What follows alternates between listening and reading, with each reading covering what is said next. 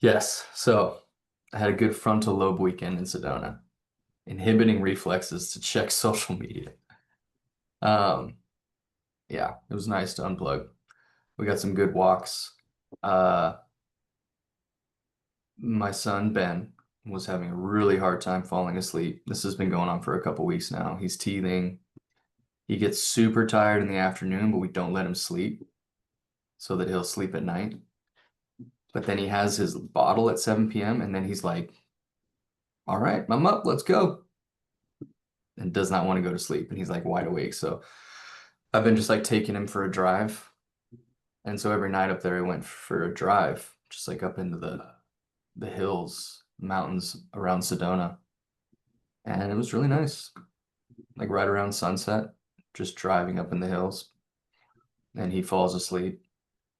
And I found this little, so it's actually fascinating. I'm reading this book right now, The Celestine Prophecy. I may have mentioned it before. Well, I remember that one a long time. Yeah. It was written in 93, the original version, and then there's three follow-ups. I'm on the fourth, the last book right now, about the 12th insight. Anyway, it takes place in Sedona, the first half of the book. And in a specific place called Boynton Canyon. And so I'm just like wandering up in the woods. Uh, and all of a sudden I come across a sign that says Boynton Canyon this way. I was like, oh, that's interesting.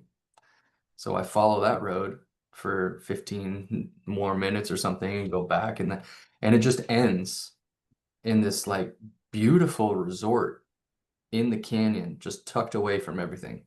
The road literally ends at this resort. And I didn't get to go in because it's all gated and everything. Um, but it looked amazing. I need to check it out on the internet or something, but I was like that. Maybe we should come up here for a weekend. A little getaway. Maybe without kids. I don't know. We'll see. Seems like kids, yes, may pull attention. Fun. Yeah. Um, but that was cool. And then I ran over a rabbit on the way home. Oh, Yeah. Downer. And it really it hurt my heart. yeah. Like sitting on the other side of the road, I'm like, don't do it, don't do it. And I'm like slowing down, slowing down. But I'm going 60. And so I'm like, I didn't want to hit the brakes really hard. And of course, it just ran right underneath my tire. I'm like, what are you doing? So something got a free meal that night. Ah, That's that's how, positive spin on it. Yeah. that's all I can do. Yeah. Yeah. There are plenty of predators out there that I actually imagined like a javelina or um a coyote or some other animal out there just like really struggling and just coming across this free meal. And so, okay, circle of life. Yeah. You got to remember that. I eat animals every day, like, you know, just because it's cute and fluffy. Yeah. So I get, yeah. that's how I took it. There was a lesson in there somewhere.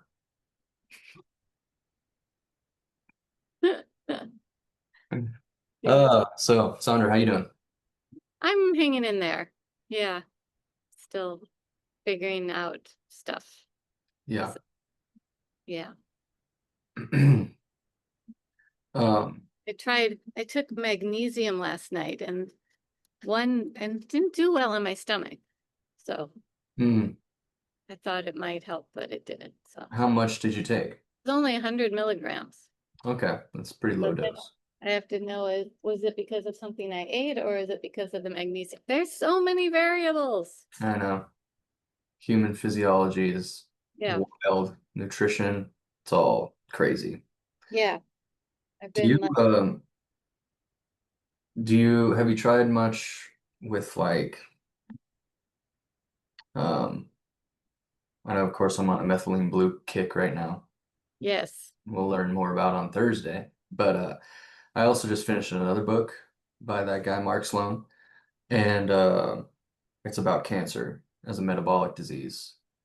And his essentially the top three um, tools are orange, specifically like oranges and orange peel, because of the pectins and other anti-cancer. I can't even remember right now.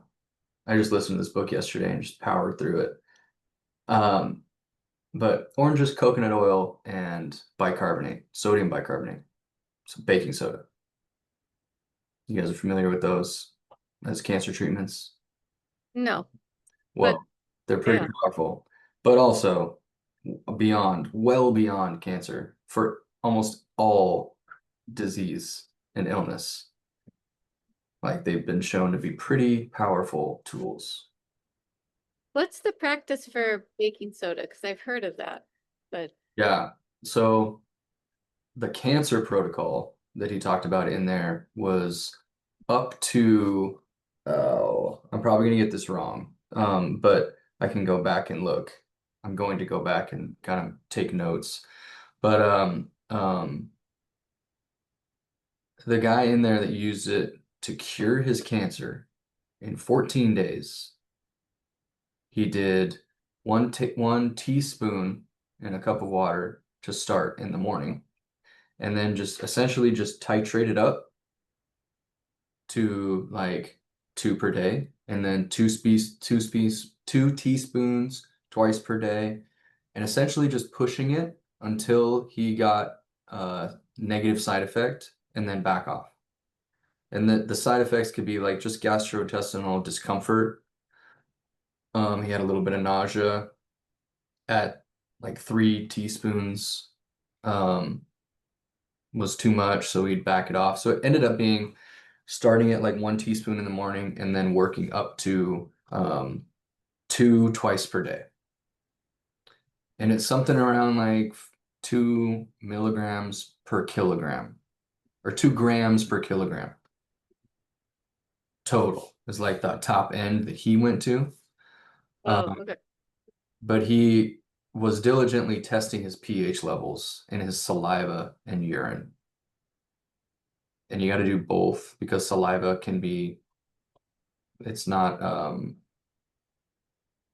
it's not always super valid or corroborated with your blood pH. So you got to do both.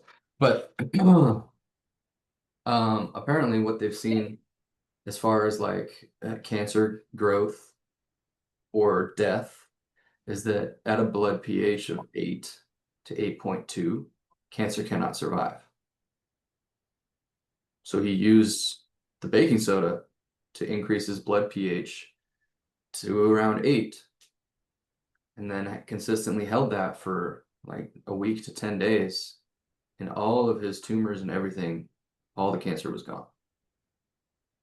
What is a normal pH for? 7.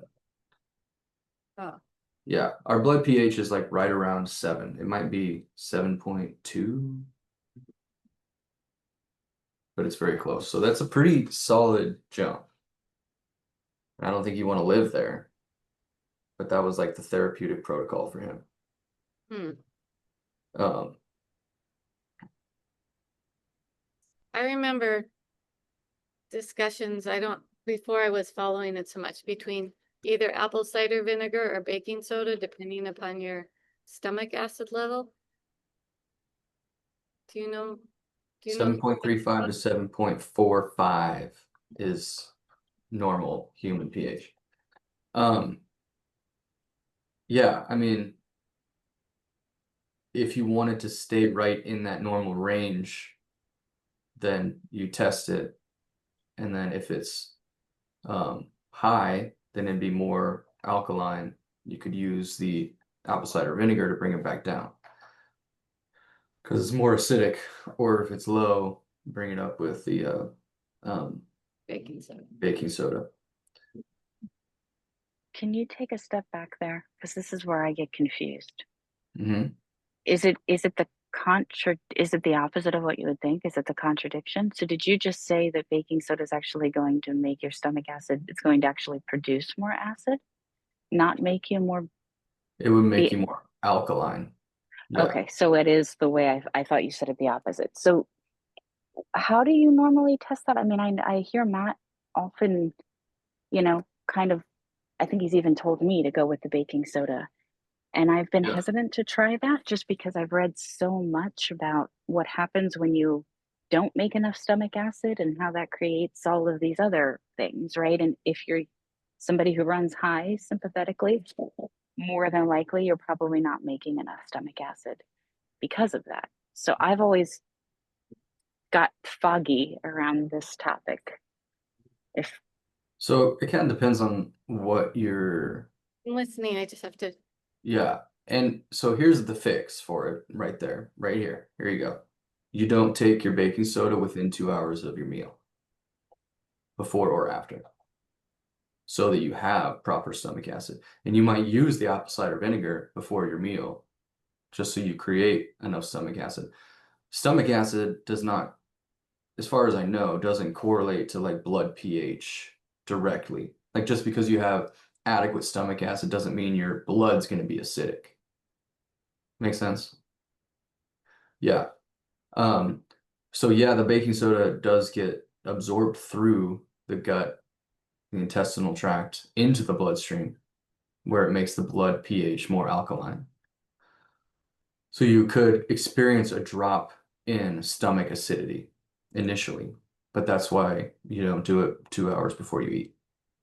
And that's part of that guy's protocol too. His name was Vernon Johnson, I believe. You could probably look him up um, and get his story. But yeah, that's the fix for that because you're right. You do need adequate stomach acid in order to digest your food. Um, and yeah, we take apple cider vinegar. Francesca does it religiously before every meal because it helps maintain her blood sugar. Um, and I know I usually only do the baking soda when I'm sick because it's helpful for reducing viral load and um, yeah, it helped big time when I had COVID the last 2 times. Um, you just take like a teaspoon in water and drink it yep, yeah, to on an flavor. empty stomach. I Yeah. don't. I just pound it, suffer through it. is that But something that might be helpful for someone who's kind of in a real I feel like I need to address this. I currently have 3 friends, which they say, right, if there's a lot of stuff around you, maybe it's something you need to look at too, who are currently dealing with major histamine responses all of a sudden. mm, So that anything they're eating is triggering it, right? hmm Um, and in the back of my head, I've been thinking about the baking soda, but I didn't know enough about it. It, yeah, would that be applicable here? I'm yeah, guessing, right? Because it's going to yeah, reduce it'll inflammation. reduce inflammation. Yeah, exactly.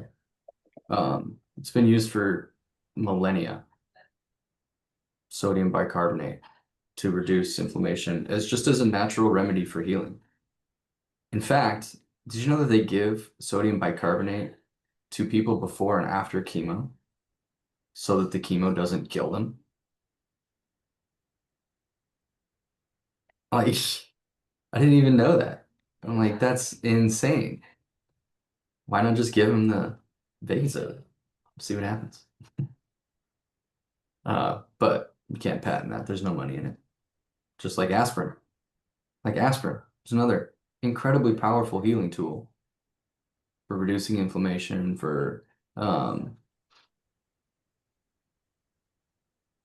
dilating blood vessels, for better blood flow, for some of the uh, I don't know what that book is called, but I'm really curious. I need to go into the references of this Mark Sloan's book because his books are great because they're like 3 to 4 hours long if you listen to them. So I listened to it in one day yesterday, just in my free time at the gym or in the sauna, wherever. And he's not over narrating. you know, he tells some stories in there to get his point across, but a lot of it is just like, here's the research. This is why. This is what everybody's getting wrong. This is why it works. Here's the research to back it up. So it's kind of like a jumping off point, it seems like. I mean, it's a standalone great resource, but I'm not familiar with that book on baking soda. He also has products on his website. Like another big part of this cancer book was about raising CO2 and how in all disease, a common factor is a lowering of CO2 in the body. And like excess oxygen, just like free radicals oxidizing our tissues and our mitochondria can't function. And so our cells become hypoxic. And when they're starving for fuel, i.e. oxygen, they start to deform. They start to function poorly, and that leads to disease. So, yeah, in his like, he talks a little bit about, he doesn't really talk about breathing drills at all, but talks about like gas assisted. So you guys know what carbogen is? It's a gas mixture of oxygen, like lower oxygen and higher CO2 that they breathe, that they give to people pre and post op to get them out of anesthesia. And they actually give this to babies when they're born to get them to start breathing. Because when they're in the womb, it's a much higher carbon dioxide rich environment. Only when they come out do they get like bombarded with all the oxygen and nitrogen. And they start having trouble. Anyway, lots of fascinating stuff. But his protocol for raising CO2, his main one was bath bombs. And just like sitting in highly carbonated water or having carbonated water with meals. So good validation for the 15 sparkling waters I have per day. Gonna say my LaCroix addiction now seems valid. Yeah, exactly. Yeah, so the book I read yesterday is Mark Sloan. The heck's it called? Cancer, a Metabolic Disease. Look on Audible here. And the other one was The Ultimate Guide to Methylene Blue. I'm gonna read his book on red light therapy next. He's a huge proponent of combining red light therapy with methylene blue because they have similar actions and they're very synergistic. And so there's just like powerhouse of energy for your mitochondria in your cells. And it just makes so much sense to me that like people that don't breathe well, have low carbon dioxide, creates a shitty environment for your cells to live in. And bad cellular health is going to just lead to bad health in every aspect. Everything is made of cells. So, fascinating. Makes me think about all the hyperbolic chambers and chamber treatments that are out there that are like the pure 100% focused on oxygen. Yeah, I am curious about that too, because I know that's super helpful, especially for traumatic brain injuries. Hyperbaric oxygen. And it's shown to be very beneficial for a lot of reasons. I have a feeling that it has something to do with the pressure. The pressurized oxygen. The mechanism, I don't know what it is, but I have a sneaky feeling that it has something to do with the pressurized oxygen helps that hyperoxygenate the blood so it can get into the tissues somehow. I don't know how it works yet, but so it's more pressure as opposed to the pureness, or the pureness makes the pressure. Well, both the pureness because it's very low. I think it's still, I don't know how much CO2 is in the mixture because it's like 95% oxygen, right? But it's not fully oxygen. I don't know if it's nitrogen. I assumed it would be CO2, and they just kind of pull the nitrogen out. But again, I don't know. Is that different than when was it like 15, 20 years ago, maybe the oxygen bar rage? Yeah, yeah, that was just like pure oxygen. Yeah, Um, Same kind of thing. I think when you do that, I actually don't know the mechanism, but like it's delivering oxygen somehow, maybe because it's just so highly concentrated. And yeah, feel kind of a little bit high. yeah. I think,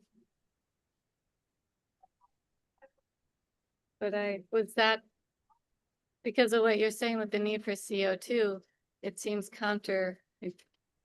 I wasn't unsure what the point of those were.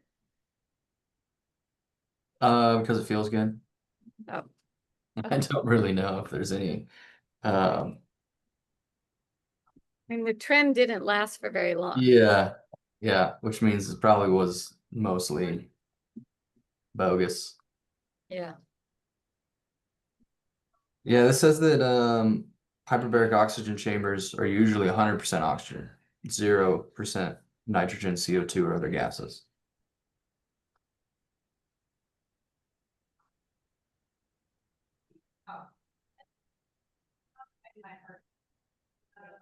That's some useless information if anybody wants it. But um, yeah, it does talk about raising the pressure inside the chamber to higher than normal air pressure. Helps the lungs collect more oxygen. Apparently good for gangrene and wounds that won't heal. I didn't know that.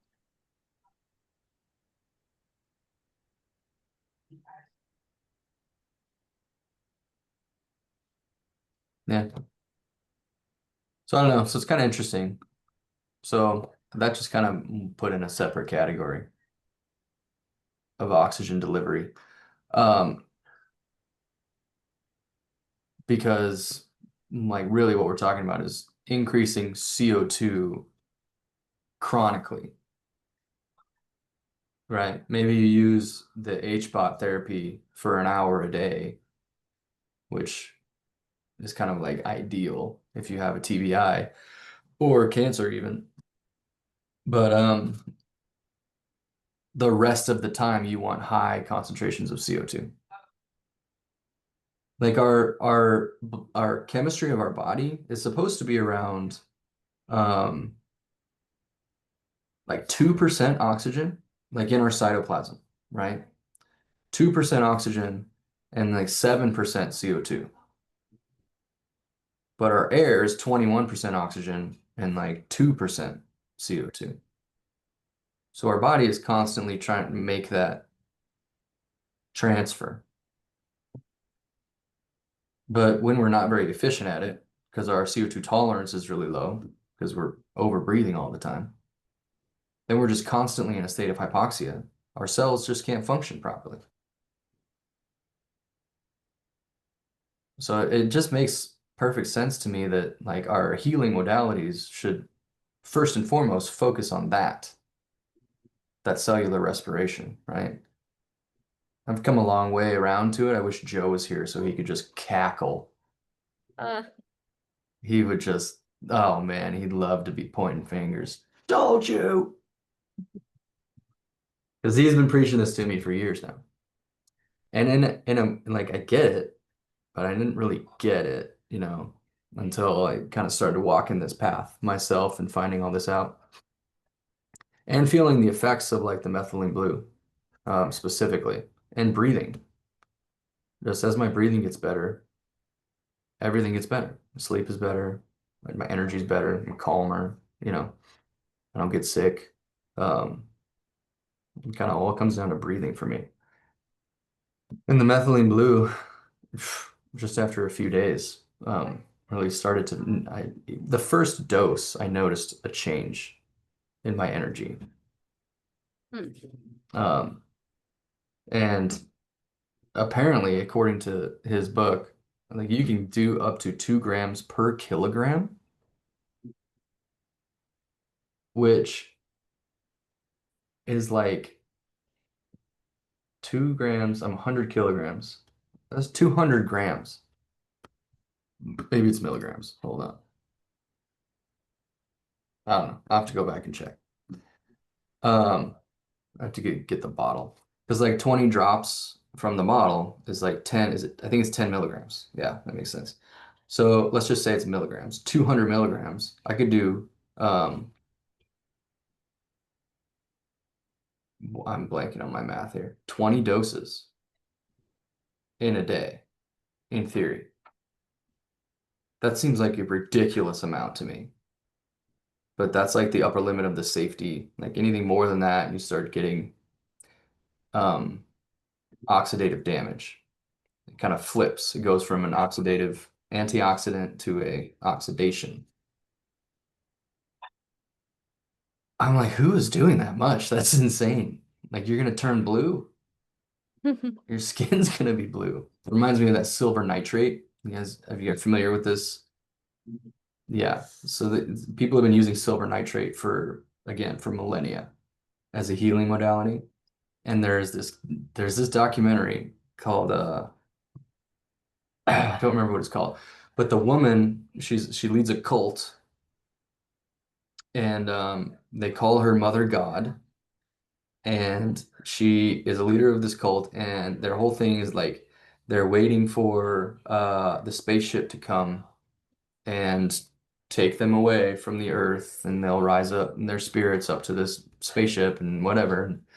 Um, she has all these health issues and they just like feeding her silver nitrate and they also make it and sell it. That's kind of how they make a lot of their money. And they just went all in on this stuff. And what happens when you take too much of it is your skin literally turns blue. So at the end of her life, like she just took it until she poisoned herself to death. But that was fine because she was going to the spaceship. Um, she was like emaciated. And she's like 35 years old, emaciated and just like not eating and totally crippled and blue. It was fascinating. Highly recommend that documentary. I like all documentaries about cults, by the way. If you know any documentaries about cults, send them my way because they're just so fascinating because we all have that in us. Everyone worships, right? Just the question is what? And cults they're fascinating. We all have it hardwired in there to follow and to worship and to be part of something. And cults can grab us. And if anyone ever thinks that, that would never be me, I'm like, it's gonna be you if you think like that. Yeah. So anyway, I think if you take that much methylene blue, you might turn blue as well. But I don't know. The most I've done is 2 doses, so like 20 milligrams in a day.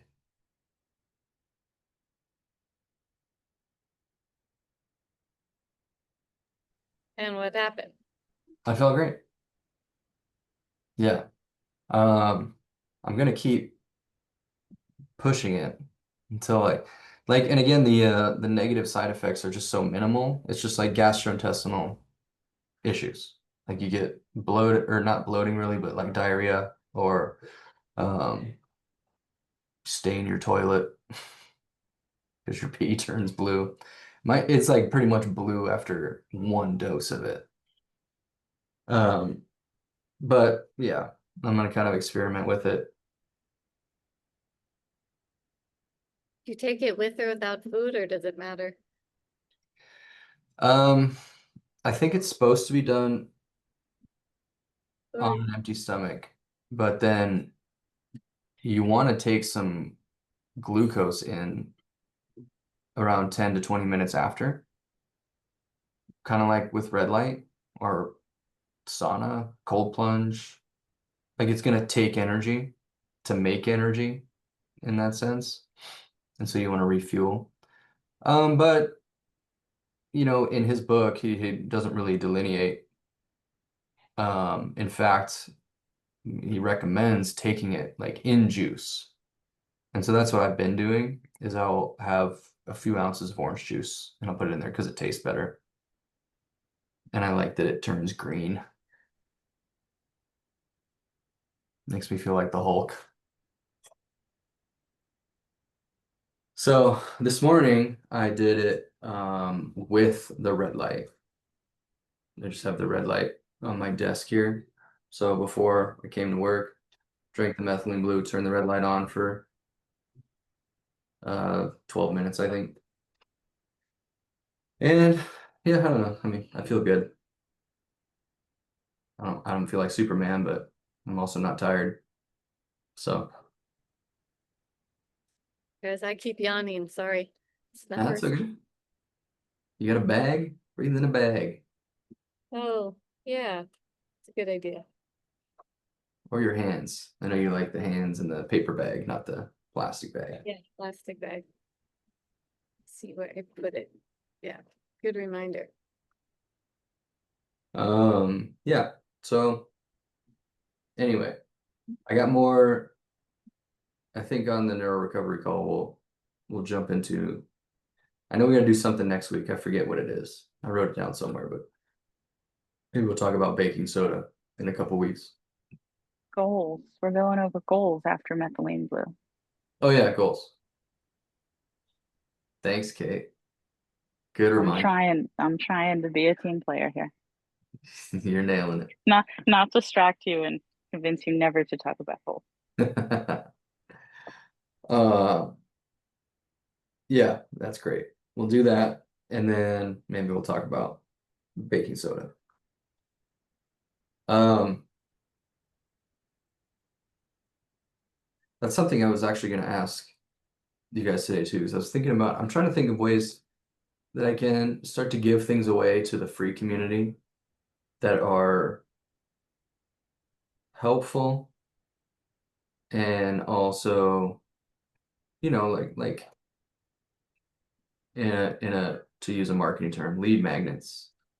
Mhm. I already have the leads, they're in the community, but to move people along, to nurture them, um, to find clients and to get more people in the paid community.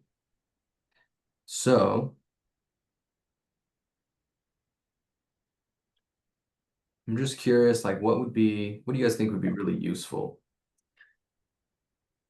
in this free community for people to have? And also, does it feel like, do you guys use the classroom much? Have you been in there much? Yes, and I have my own potentially unpopular opinions. So Please share.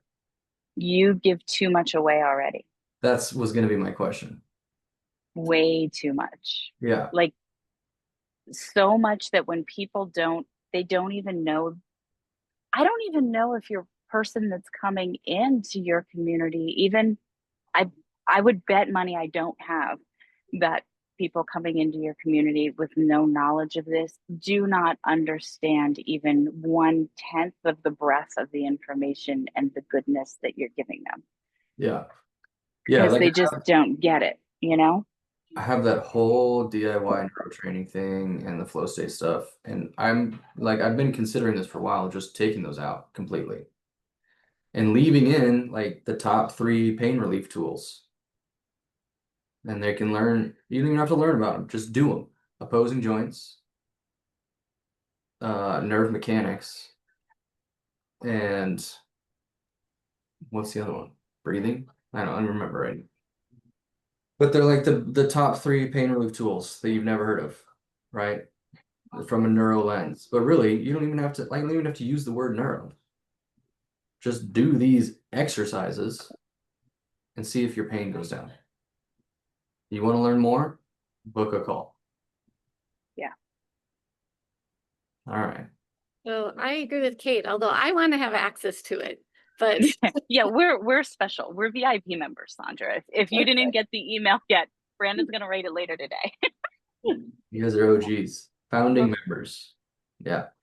But Um, I also think so. And what I think also is a lot of people want need the guidance.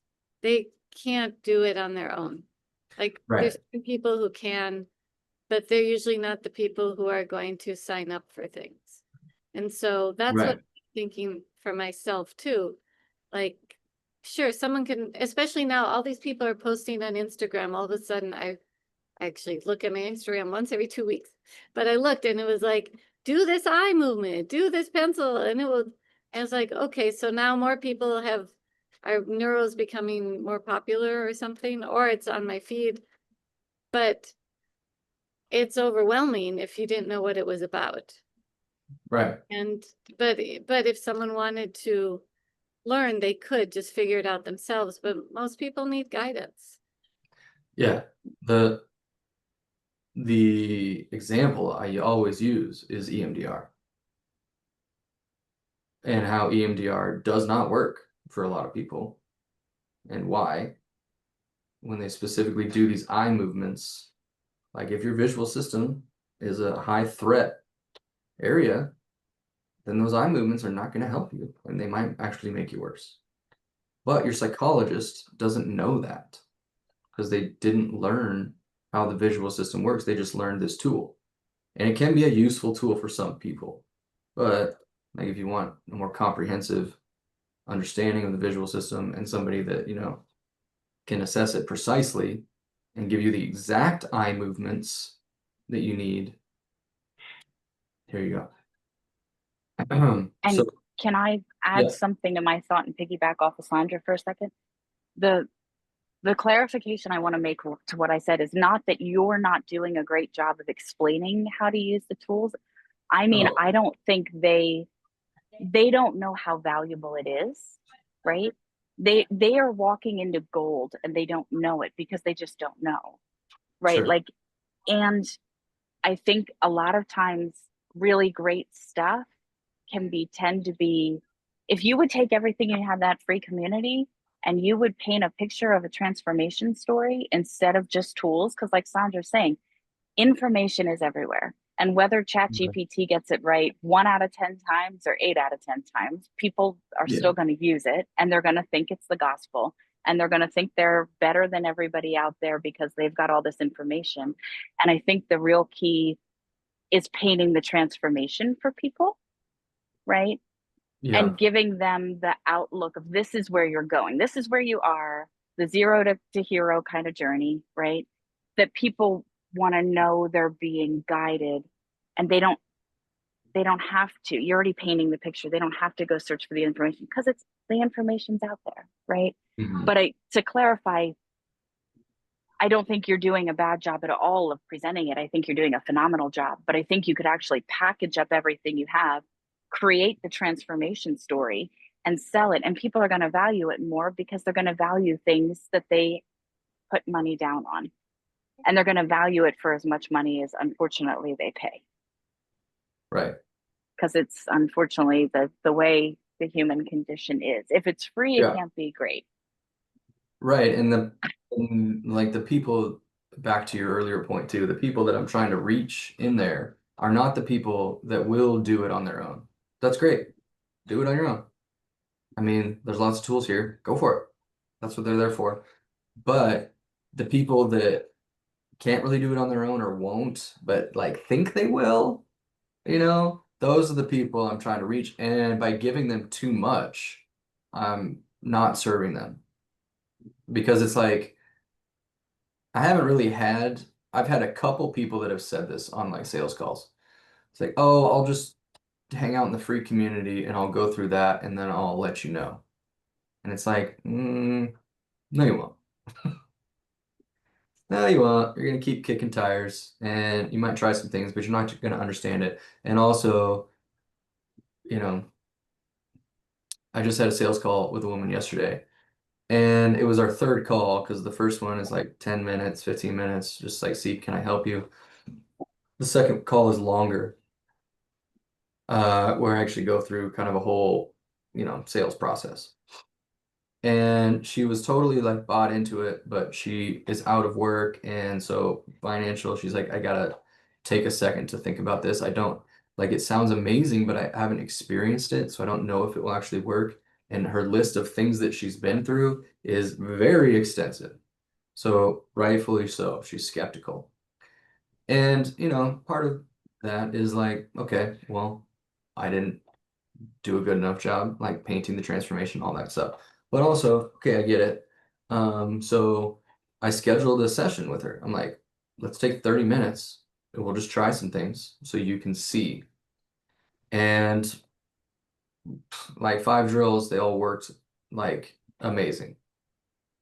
Um, I don't even know where I was going with that. She Uh, I had to jump off the call because I had another one like back to back, so I couldn't actually follow up with her in that moment to, close the deal, whatever. But um, the point was like she could go through all that free stuff and try all these things, but because I talked to her and I got her history, and it was clearly like a brainstem issue, and she's just way wound up and needs some regulation. Like 5 drills that I tried, boom, boom, boom, boom, boom. They worked wonderfully. They reduced your pain, and there you go. And that's what I said at the end. I'm like, yeah, you could have done this on your own, but in 10 minutes, we got to the heart of it and we were super precise because that's where my skill as a coach and practitioner comes in. So I don't know what will happen with her. Like it's been a full 24 hours now. She's probably moved on with her life and you know have to start that whole process over again. But um, it's just an example of like, I don't know, people think they can do it on their own, but then communicating that value in a coach with a good eye is paramount. The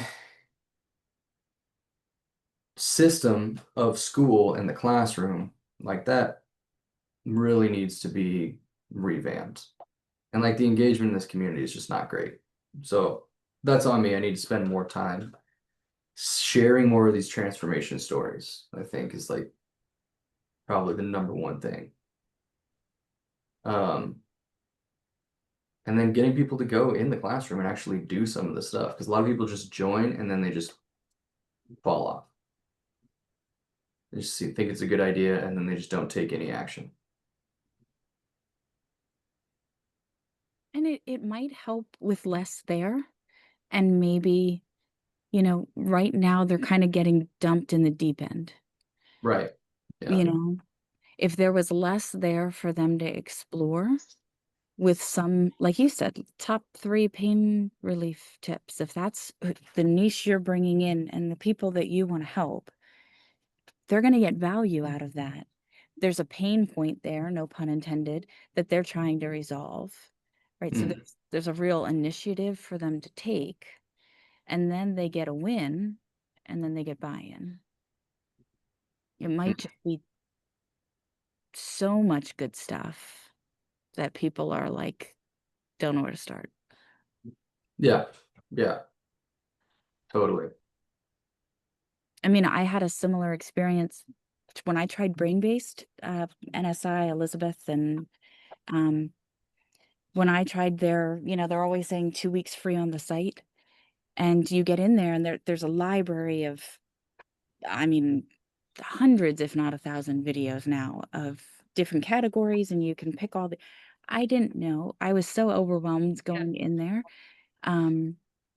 That my 2 weeks, I went in there one day, was so excited, and I was super overwhelmed, and there was no process to walk me through what I was doing, and I let my 2 weeks run out because I didn't go back. Yeah. And it was Yeah. so much 100%. goodness, same thing, but I was just like, "Whoa, I'm already here because I've got a problem." I'm Yeah. right? I'm already overwhelmed. Um, this is a lot. So, I don't know. But playing with it too and experimenting, that's how you find out, right? For sure. Yeah. And this iteration's not working. So Time to iterate. And I've been thinking about that for a while. So, yeah, I'm just gonna pare it down. And I think what I'll do is I'll make the I don't know, I'll probably make like the DIY neurotraining like an upgrade because you can do paid upgrades.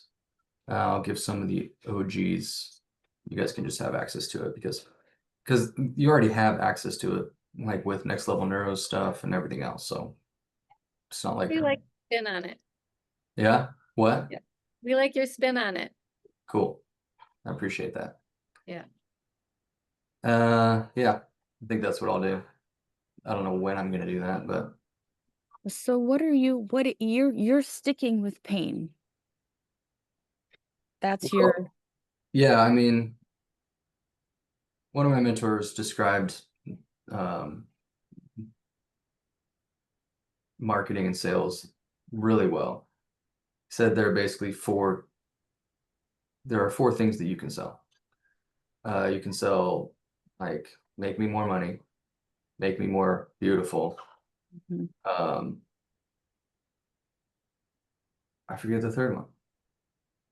Oh yeah, help me fall in love Mhm. or get me out of pain. That's it. Huh. Everything boils down to those four things. And so, like at the core of what I do, most people come to me to get out of pain. That's kind of what I've been doing for the last, 15 years or so. So that's the entry point. That's the top of the funnel. And then like how I do that, you know, once people are in there, I can talk about anything. Right. But yeah, that's just kind of and then evolved athlete. Like I have a lot of people telling me that the athlete thing should go because I'm talking to Hmm.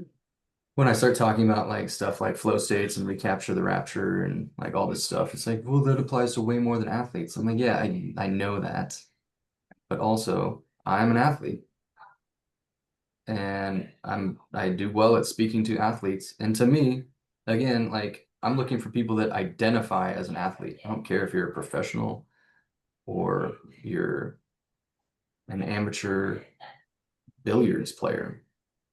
Right. It's a mindset that I'm looking for. So, yeah.